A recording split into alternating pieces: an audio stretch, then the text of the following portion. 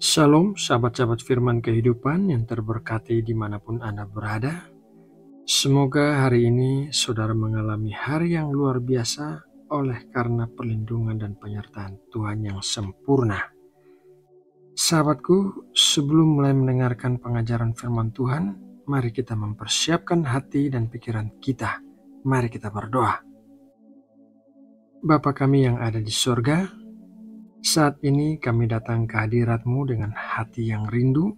Kami ingin diam sejenak dari kesibukan dunia untuk mendengarkan suara-Mu dan merenungkan kebenaran firman-Mu.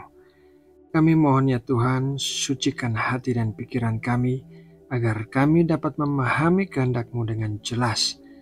Bukalah telinga rohani kami untuk mendengar, dan lembutkan hati kami untuk taat pada setiap ajaran-Mu. Biarlah Roh Kudus menuntun saat teduh ini, menguatkan iman kami, dan membentuk hidup kami seturut kehendak-Mu. Kami percaya melalui firman-Mu, Engkau akan menyapa kami secara pribadi. Terima kasih ya Tuhan, kami serahkan waktu ini sepenuhnya ke dalam tangan-Mu. Di dalam nama Tuhan Yesus Kristus, kami berdoa. Amin. Sahabat firman kehidupan yang dikasihi Allah, bayangkan saudara sedang berada di persimpangan jalan dan kebingungan untuk memilih arah. Mungkin saudara sedang menghadapi keputusan yang besar dalam hidup saudara, seperti memilih pekerjaan, memilih pasangan hidup, atau bahkan hanya memutuskan apa yang harus dilakukan selanjutnya. Di saat-saat seperti itu, betapa berharganya jika memiliki petunjuk jalan yang bisa diandalkan, yaitu seorang yang bisa memberitahu saudara ke arah mana saudara harus pergi. Nah, Mazmur 32 ayat 8-9 memberitahu kita bahwa Tuhan adalah penunjuk jalan yang terbaik. Mari kita baca apa yang tertulis dalam Mazmur 32 ayat 8-9. Aku hendak mengajar dan menunjukkan kepadamu jalan yang harus kau tempuh. Aku hendak memberi nasihat, mataku tertuju kepadamu. Janganlah seperti kuda atau bagal yang tidak berakal, yang kegarangannya harus dikendalikan dengan tali les dan kekang. Kalau tidak, ia tidak akan mendekati engkau. Ayat tersebut berisi janji yang luar biasa dari Tuhan kepada kita. Tuhan tidak hanya memberikan kita peta, tetapi Ia juga menawarkan dirinya untuk menjadi pemandu pribadi kita. Tuhan ingin membimbing kita, Tuhan ingin mengajari kita, dan menunjukkan jalan yang benar bagi kita. Seringkali kita merasa perlu mencari jawaban kehidupan di sana-sini.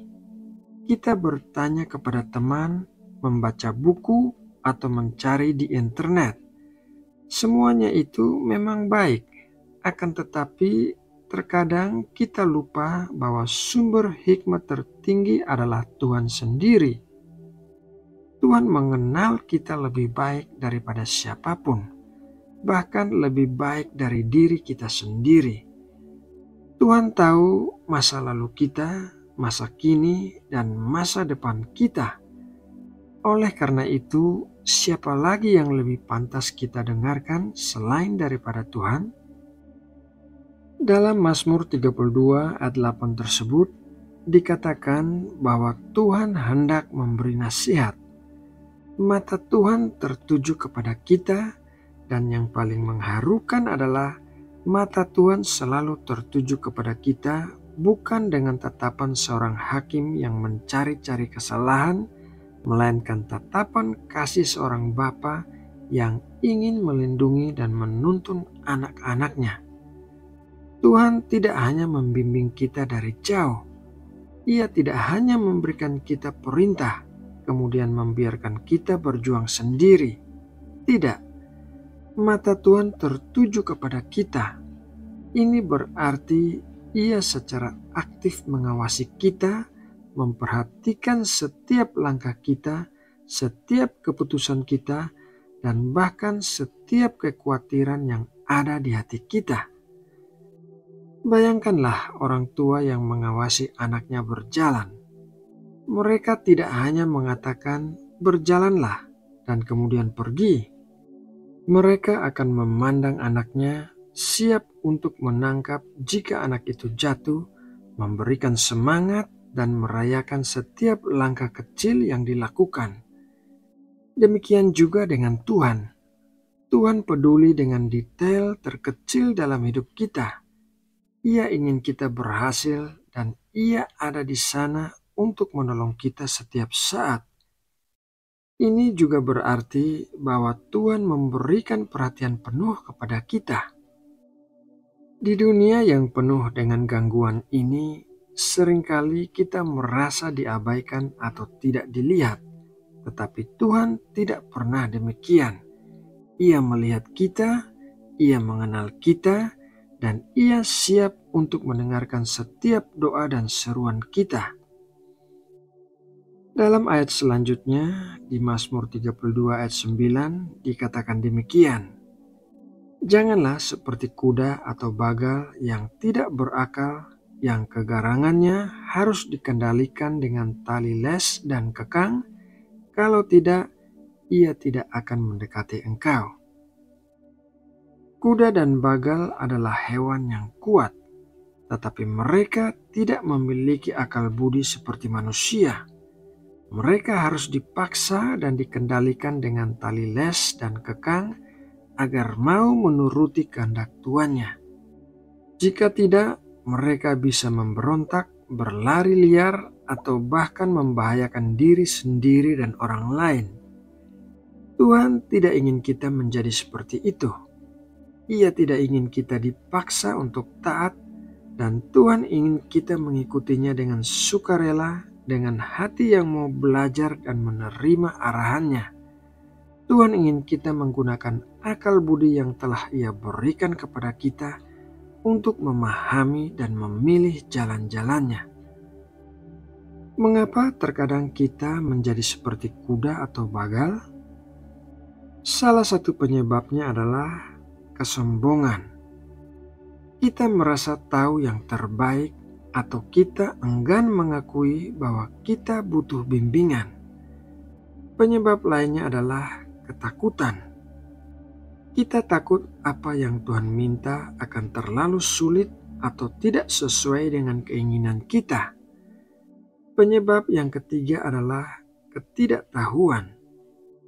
Kita tidak meluangkan waktu untuk mendengarkan suara Tuhan melalui firman-Nya, melalui doa, atau melalui bimbingan Roh Kudus. Ketika kita bersikeras pada jalan kita sendiri tanpa mendengarkan Tuhan, seringkali kita akan menemukan diri kita dalam kesulitan.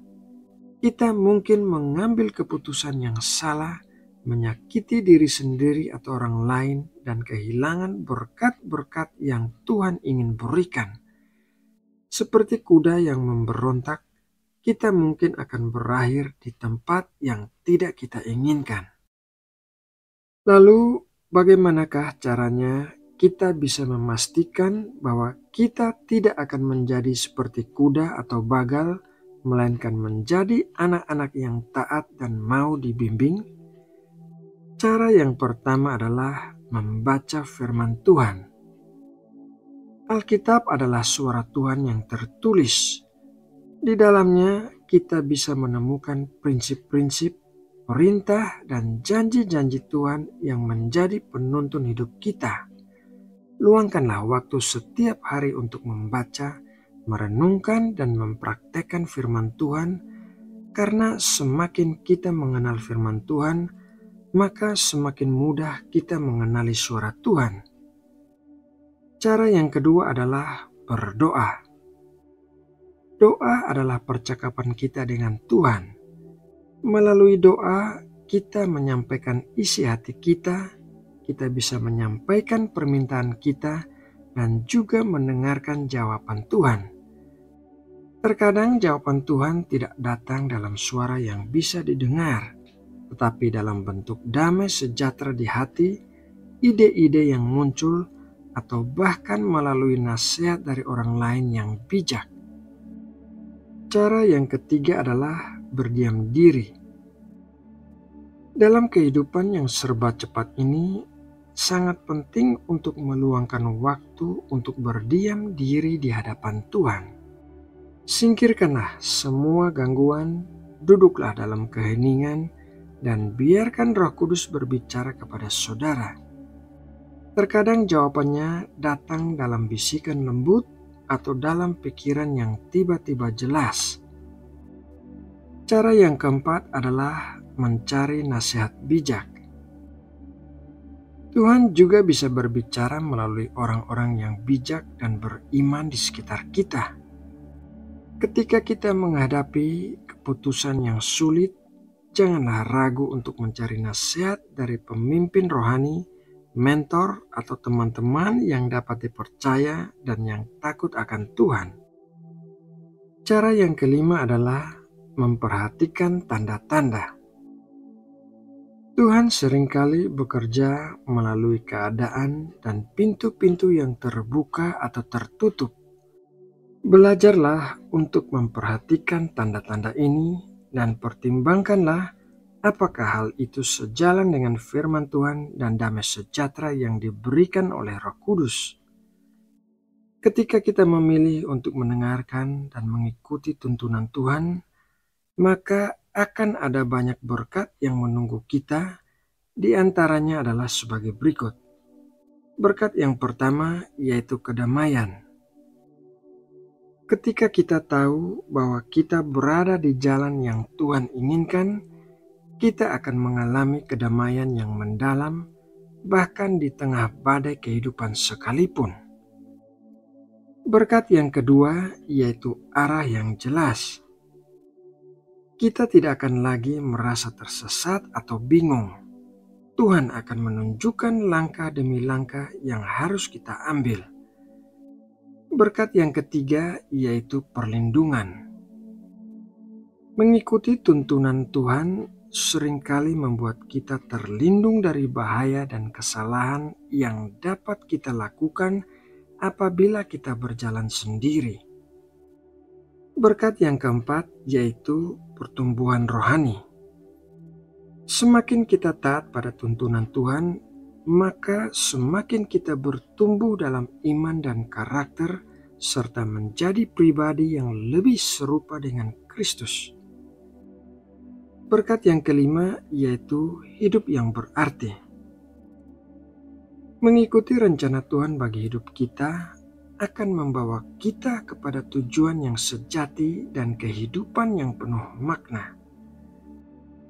Sahabat firman kehidupan yang terkasih, Mazmur 32 ayat 8-9 adalah undangan dari Tuhan sekaligus peringatan. Undangan dari Tuhan untuk menerima tuntunan ilahi dari Tuhan yang Maha Kasih dan peringatan agar kita tidak keras kepala dan menolak tuntunan Tuhan. Oleh karena itu, marilah kita mengambil keputusan mulai hari ini untuk lebih peka terhadap suara Tuhan, untuk membuka hati kita, dan untuk dengan rendah hati berkata, Tuhan, ajarilah aku jalan-jalan-Mu, tunjukkanlah kepadaku apa yang harus aku lakukan. Biarlah kita bukan seperti kuda atau bagal yang harus dipaksa, melainkan seperti anak-anak yang dengan sukacita dan percaya mengikuti tuntunan Bapa kita yang pengasih. Nah, sahabatku yang terkasih, demikianlah renungan firman Tuhan hari ini. Semoga renungan ini dapat menjadi berkat yang menguatkan kita semua. Mari kita berdoa untuk mengakhiri saat teduh hari ini. Bapa Surgawi, terima kasih untuk waktu teduh yang baru saja kami lalui. Terima kasih karena Engkau telah berbicara kepada kami melalui firman-Mu, menguatkan hati kami dan mengingatkan bahwa Engkaulah Gembala yang setia menuntun langkah kami. Ya Tuhan, ajarilah kami untuk selalu peka terhadap suara-Mu, untuk senantiasa mencari kehendak-Mu dalam setiap keputusan hidup kami. Bila jalan kami tampak samar, tuntunlah kami dengan terang firman-Mu, dan ketika hati kami ragu, yakinkanlah kami dengan damai sejahtera-Mu. Kami menyerahkan hari-hari ke depan ke dalam tangan-Mu. Bimbinglah setiap langkah kami, agar hidup kami menyenangkan hati-Mu dan menjadi berkat bagi sesama. Dalam nama Tuhan Yesus Kristus, kami mengakhiri saat teduh ini dengan penuh syukur dan harapan. Amin.